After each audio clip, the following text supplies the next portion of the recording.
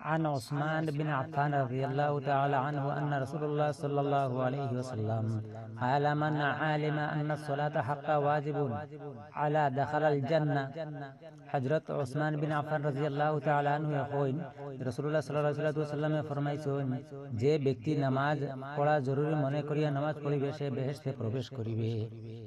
হযরতে জাবির ইবনে আব্দুল্লাহ রাদিয়াল্লাহু তাআলা আনহু বর্ণনা করেন রাসূলুল্লাহ সাল্লাল্লাহু আলাইহি ওয়াসাল্লামে ফরমাইছেন বেহেশতের চাবি হইল নামাজ আর নামাজের চাবি হইল ওযু।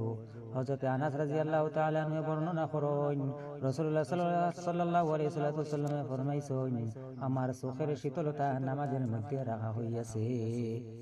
হযরতে সামুরা রাদিয়াল্লাহু তাআলা আনহু বর্ণনা করেন রাসূলুল্লাহ সাল্লাল্লাহু আলাইহি ওয়াসাল্লামে হুকুম করেন যখন আমরা নামাজে সিজদা হইতে মাথাটা উঠাইয়া নেই তখন শান্তভাবে জমিনের উপর বসি, পায়ের আঙ্গুলের উপর ভর করিয়া যেন না বসিয়া থাকি।